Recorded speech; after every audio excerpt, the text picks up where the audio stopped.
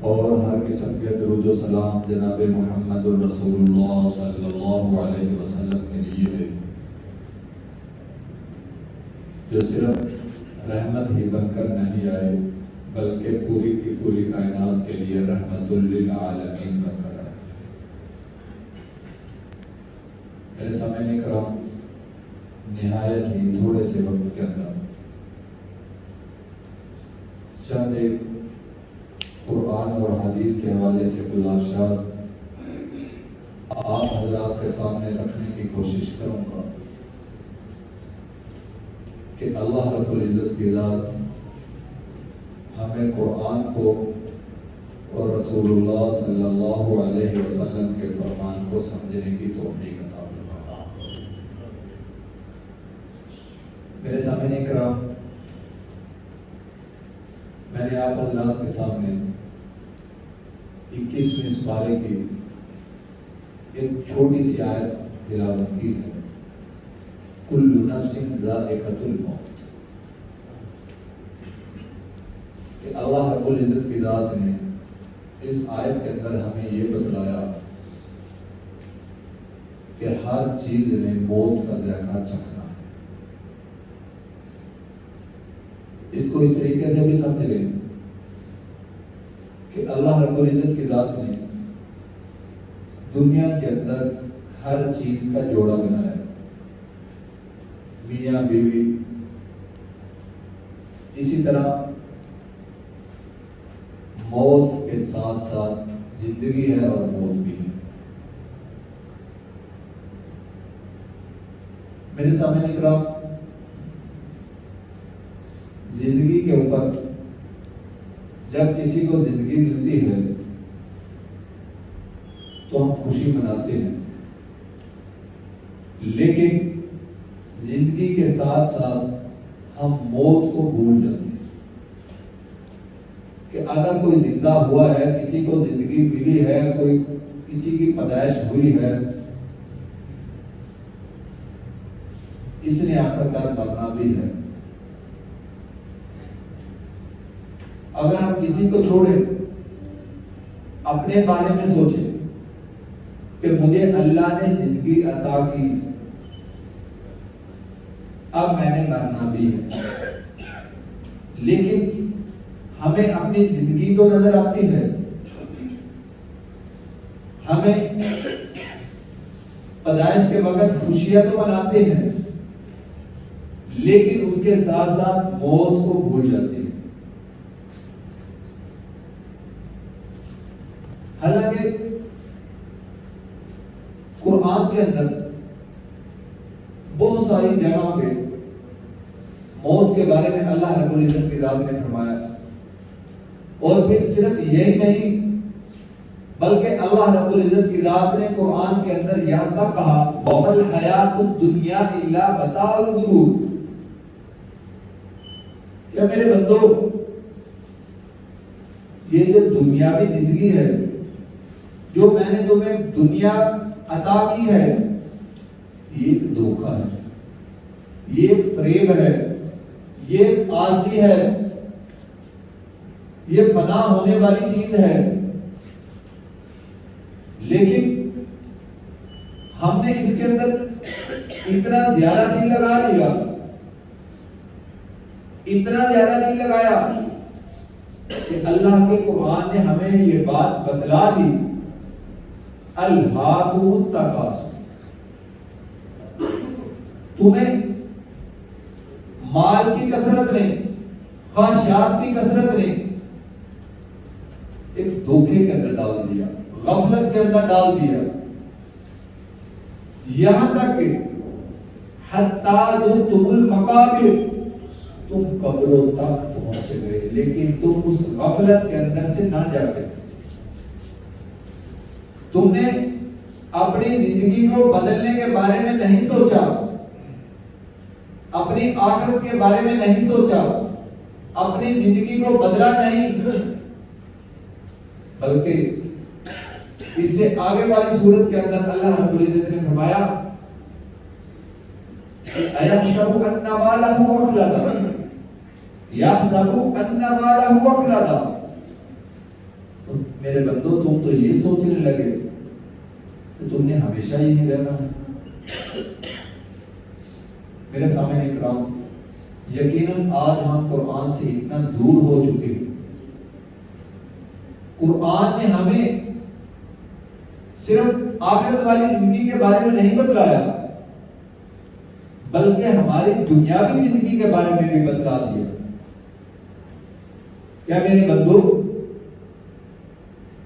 اللہ کا قرآن ہماری ہر قدم پہ رہنمائی کرتا ہے، لیکن افسوس آج ہم قرآن سے سبق حاصل کرنا ہی نہیں چاہتے۔ ہم نے قرآن کو صرف فوتگیوں پہ پڑھنا صرف سیکھا ہے، یا پھر کسی شادی کی رسم کے اندر قرآن کو ساتھ دینا سیکھا ہے، لیکن آج ہم نے قرآن کو اس طریقے سے پسے پش ڈال دیا کہ ہم قرآن کو پڑھنا گوارا نہیں کرتے، قرآن کو سیکھنا گوارا نہیں کرتے۔ قرآن کے اندر لکھا کیا ہے؟ آج ہمیں قرآن کی آیت کہیں گری ہوئی نظر آئے گی، یقیناً ہم اسے اٹھائیں گے، اسے صاف بھی کریں گے، اسے کسی سیف جگہ پہ بھی رکھیں گے، لیکن افسوس اس آیت کے اندر لکھا کیا ہے اس کے بارے میں ہم نہیں کبھی غور کریں کہ یہ قرآن کی آیت کہتی کیا ہے، اس کے بارے میں ہم نے نہیں غور کرا۔ اسی وجہ سے قرآن کو تو ہم مانتے ہیں، عظیم کتاب بھی مانتے ہیں، لیکن اس کتاب کے اندر یہ کتاب ہمارے لیے کیوں نازل ہوئی، اس سے ہم رہنمائی حاصل کرنا نہیں چاہتے۔ ہم اس کو اپنی زندگی کے اندر اپنانا نہیں چاہتے، ہم اس کو معاشی طور پر اپنانا نہیں چاہتے، ہم اس کے نظام کو پورے ملک کے اندر، پوری دنیا کے اندر نافذ کرنا نہیں چاہتے۔ کیا ہم نے کبھی غور کیا یا کبھی کسی سے یہ بات کہی، اپنے حکمرانوں سے یہ بات کہی کہ قرآن تو کیا کہتا ہے تو تم کیا کہتے ہو؟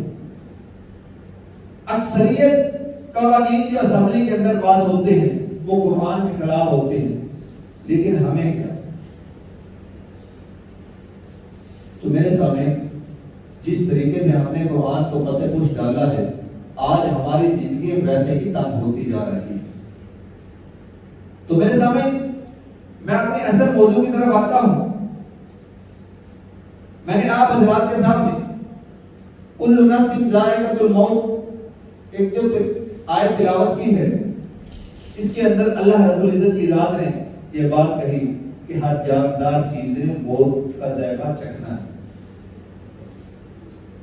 صرف یہی نہیں، اللہ نے اس سے آگے بھی اور کچھ کہا۔ قرآن کی دوسری جگہ کے اندر اللہ رب العزت کی ذات فرماتی ہے قل ان الموت الذي تفرون منه فانه ملاقيكم ثم تردون الى عالم الغيب والشهاده فينبئكم بما كنتم تعملون۔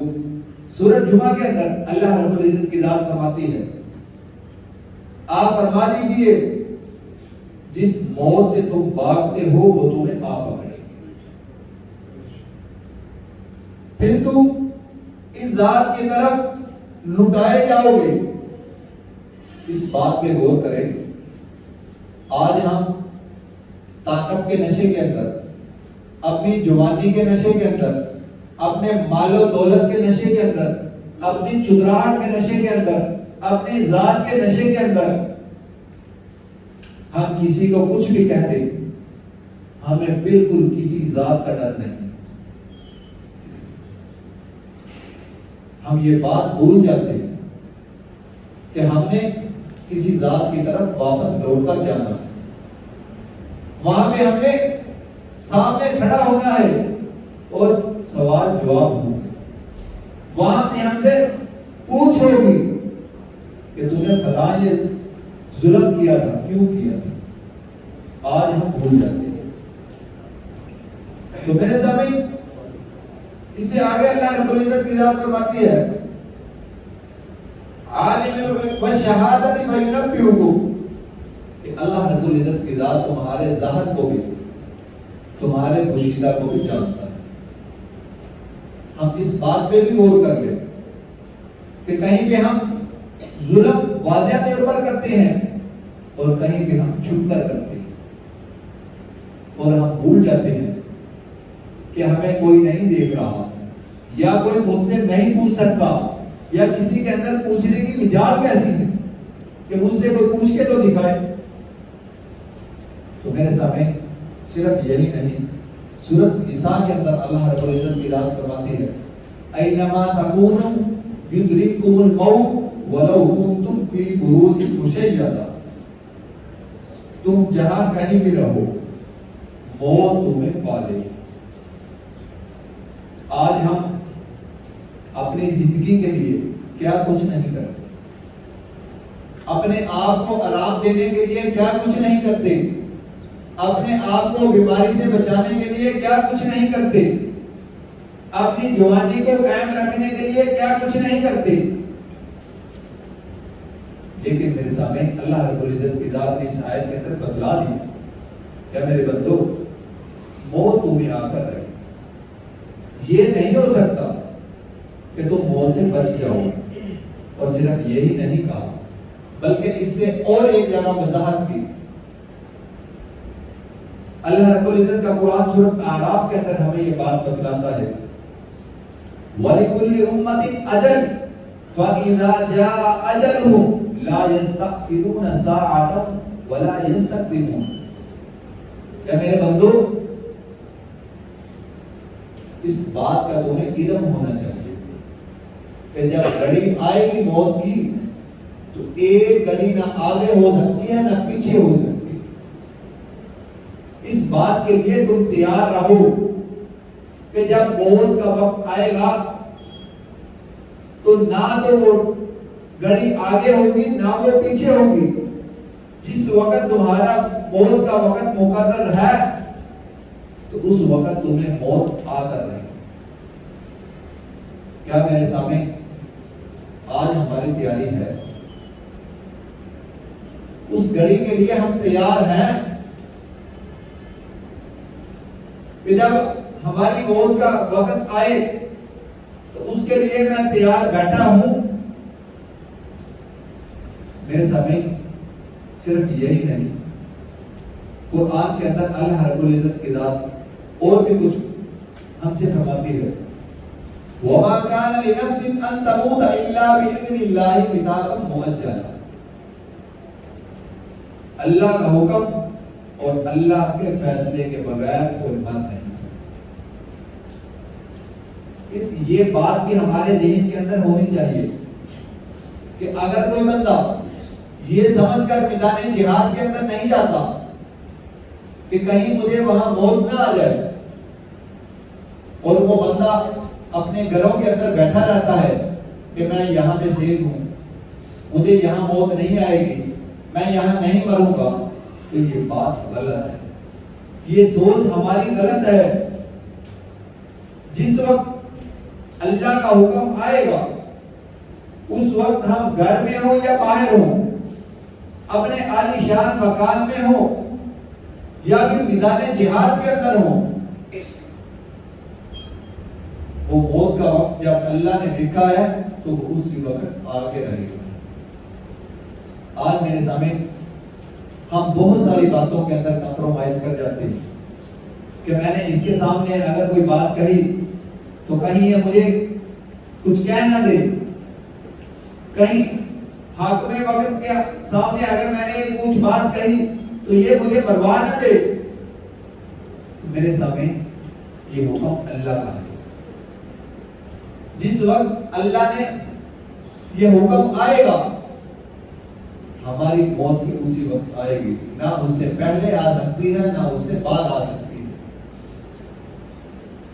میرے سامنے قرآن نے ایک اور چھوٹا سا واقعہ ہمارے سامنے رکھا۔ احد کے موقع پر منافقین نے یہ بات کہی، صحابہ کرام رضی اللہ عنہم اجمعین بہت سارے شہید ہوئے، 70 کے قریب، آج بھی وہاں پہ قبریں موجود ہیں۔ اللہ ہم سب کو زیارت کی توفیق عطا فرمائے۔ اس وقت منافقین نے کہا کہ ہم نے ان کو کہا تھا نہ جاؤ. اللہ کا قرآن ہمارے سامنے یہ بات رکھتا ہے الذین قالوا لاخوانہم وقعدوا لو اطاعونا ما قتلوا قل فادرؤوا عن انفسکم الموت ان کنتم صادقین. اس آیت کے اندر اللہ رب العزت کی ذات وہ نقشہ ہمارے سامنے رکھتی ہے کہ منافقین نے کہا تھا کہ تم نہ جاؤ. ہم نے ان کو کہا تھا کہ تم جہاد کے میدان کے اندر نہ جاؤ. اگر تم نہ جاتے تو موت سے بچ جاتے. تو اللہ رب العزت کی ذات نے ان سے کہا الذین قالوا لاخوانہم وقعدوا لو اطاعونا ما قتلوا قل فادرؤوا عن انفسکم الموت ان کنتم صادقین. کیا نبی کہہ دیجیے تو تم اپنے آپ کو اگر تم اس بات پہ سچے ہو تم پھر اپنے آپ کو موت سے بچا کے دکھاؤ کہ تم اگر میدان جہاد کے اندر نہیں گئے تو تم پھر اپنی اس بات کے اوپر سچے ہو تو بچ کر دکھانا پھر تمہیں موت نہ آ جائے گی. تو میرے سامنے قرآن ہمیں ایک ایک بات کھول کھول کر بتلا رہا ہے. لیکن افسوس آج ہم قرآن سے سیکھنے کے لیے تیار ہیں, قرآن کو پڑھنے کے لیے تیار نہیں, قرآن کو سمجھنے کے لیے تیار نہیں. تو میرے سامنے اگر ہم احادیث کے حوالے سے موت کے بارے میں سمجھنا چاہتے ہیں تو حضرت ابو سعید خدری رضی اللہ عنہ بیان کرتے ہیں, جامع ترمذی کی روایت ہے کہ رسول اللہ صلی اللہ علیہ وسلم ایک دفعہ نماز کے لیے مسجد کے اندر تشریف لائے تو آ کر دیکھا کچھ صحابہ کرام رضی اللہ عنہ اجمعین ہنس رہے ہیں. تو آپ صلی اللہ علیہ وسلم نے کہا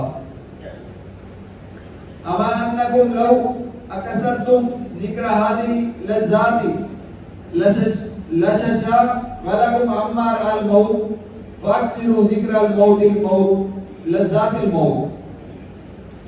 اگر تم لوگ لذت کو توڑ دینے والی موت کو زیادہ سے زیادہ یاد کرتے تو تم ہنسی کو روک سکتے تھے.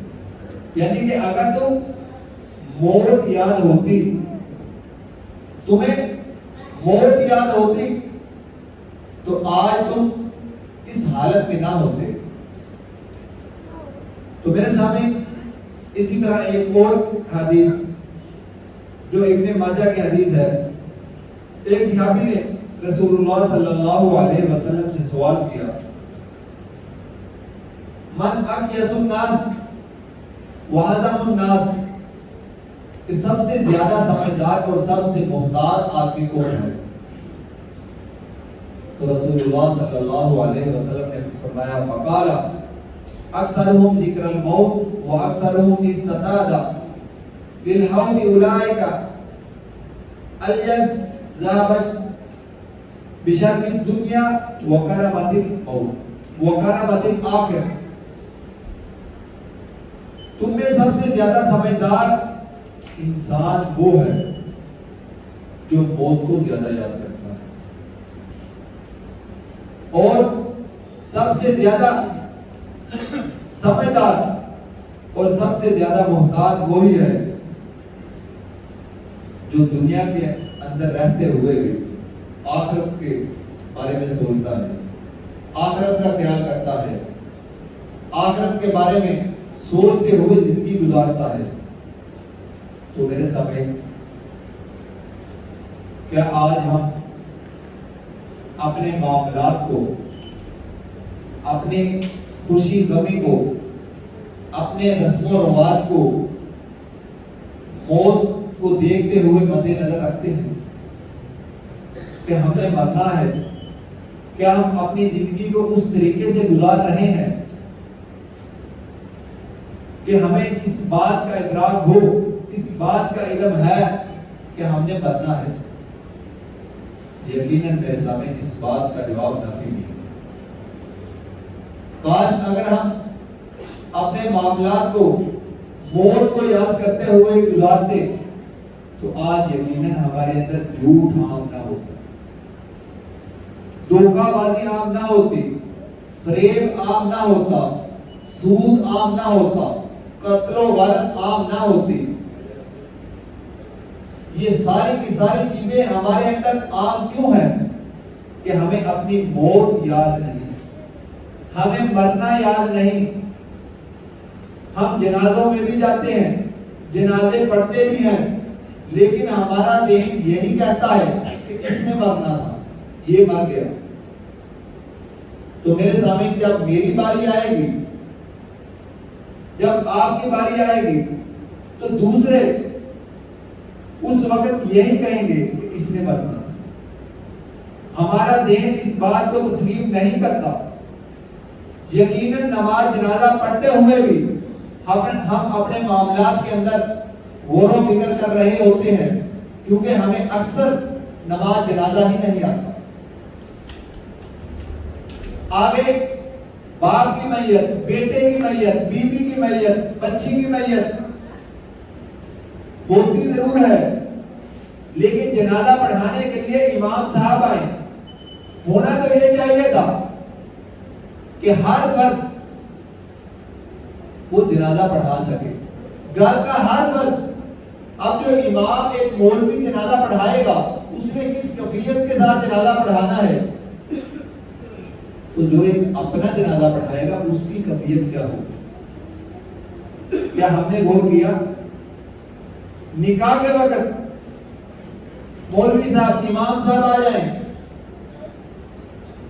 کیا اگر اپنی بیٹی کا نکاح باپ پڑھائے تو وہ کس طریقے سے پڑھائے گا؟ اس کے دل کے اندر کیا درد ہوگا؟ نہیں میرے سامنے یہ باتیں ہمیں سمجھ نہیں آتی، کیونکہ یہ باتیں نیو نہیں ہیں، وہ نئی نہیں، لیکن ہم سمجھنا ہی نہیں چاہتے۔ اس کے اندر آڑ ہماری برادری آ جاتی ہے، میری چدراہٹ آ جاتی ہے، میرا ایک رتبہ مقام آ جاتا ہے کہ یہ مولوی والا کام میں کروں۔ آج ہم مولوی کو کس نظر سے دیکھتے ہیں، کس نگاہ سے دیکھتے ہیں، میرے دل کے اندر اس کی کیا عزت ویلیو ہے، یہ آپ حضرات بھی جانتے ہیں اور میں بھی جانتا ہوں۔ اگر ہمارے دلوں کے اندر دین سیکھنے والے کی عزت ہوتی تو آج ہم اپنے بچوں کو دین سکھاتے، لیکن آج ہمارے بچوں کے لیے اعلیٰ سے اعلیٰ اور اچھی سے اچھی یونیورسٹی کے لیے تو ٹائم ہے، وقت ہے، مسجد کے لیے وقت نہیں۔ کسی اچھے سے قاری حضرات کے پاس قرآن پڑھنے کے لیے، قرآن کو سمجھنے کے لیے وقت نہیں۔ کیوں؟ قرآن ہمیں کیا سکھاتا ہے؟ قرآن ہمیں یہی سکھاتا ہے نا کہ دنیا عارضی ہے، وَمَا الْحَيَاةُ الدُّنْيَا إِلَّا مَتَاعُ الْغُرُورِ۔ قرآن ہمیں یہی سکھاتا ہے کہ دنیا کے اندر دل نہیں لگانا، دنیا عارضی ہے، لیکن میں نے اپنا مکان تو اچھا بنانا ہے۔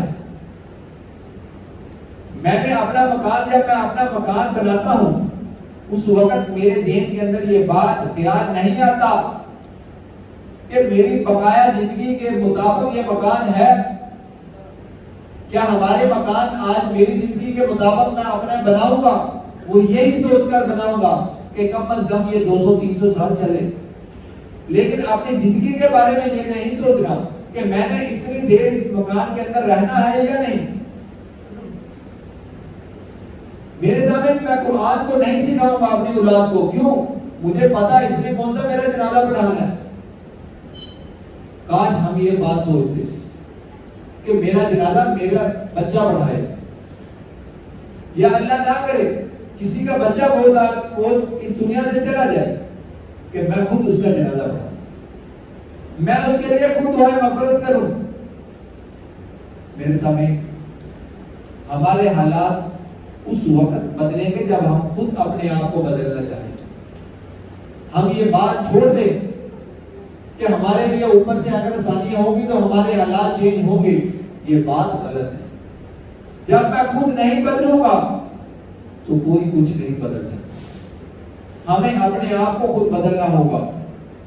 ہم مسلمان نئے نہیں، کیا ہم نے 2-4 سال پہلے ہم نے کلمہ نہیں پڑھا؟ ہم نے کلمہ ہمارے باپ دادوں نے پڑھا ہے، لیکن ہم مسلمان کتنے ہیں؟